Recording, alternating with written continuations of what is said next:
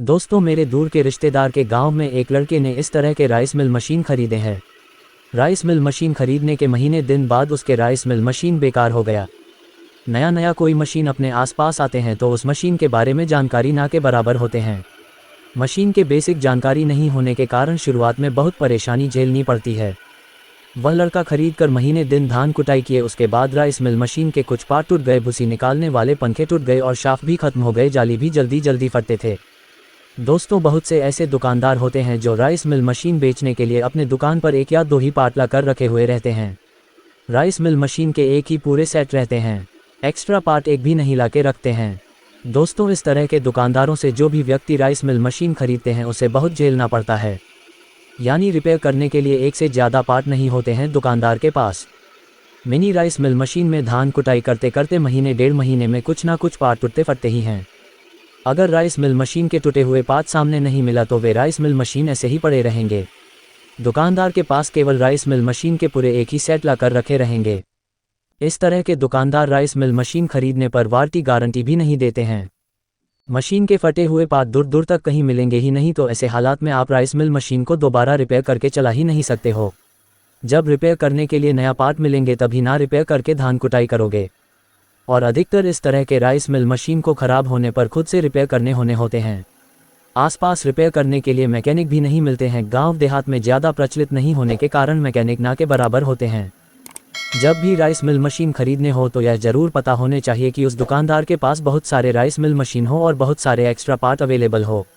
दुकान में जाकर दुकानदार से पूछने चाहिए कि राइस मिल मशीन के एक्स्ट्रा पार्ट है कि नहीं। अगर दुकानदार के पास राइस मिल मशीन के एक्स्ट्रा पार्ट अवेलेबल हैं तो खरीद लेने हैं, अगर एक्स्ट्रा नहीं है तो नहीं खरीदने हैं।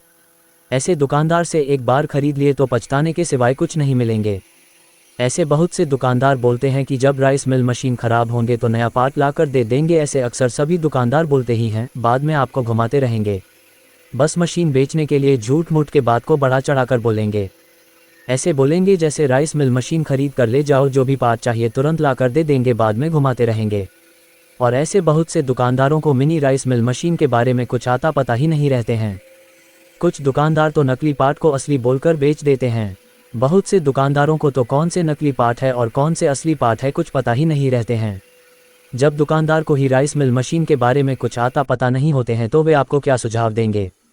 अगर राइस मिल मशीन के पार्ट ऑनलाइन भी मंगवा रहे हो तो जल्दी आपके घर पहुंचते नहीं है। कभी कभी ऑनलाइन मंगवाने पर नकली पार्ट को पैकिंग करके भेज देते हैं। और कुछ कंपनियां तो कम पैसों वाले वस्तुएं भेजते ही नहीं। बहुत से ऐसे कंपनियां हैं जो हाई रेट वाले सामान ही केवल भेजते हैं। अगर आप 2-3 पार्ट ऑर्डर करोगे तो भेजेंगे ही नहीं, एक साथ 20-25 पार्ट मंगवाओगे तभी भेजेंगे। ऐसे मिनी राइस मिल मशीन अगर चलाओगे तो महीने डेढ़ महीने में कुछ ना कुछ पार्ट टूटते फटते ही हैं। कभी कभी तो जाली 15-20 दिन में ही फट जाते हैं।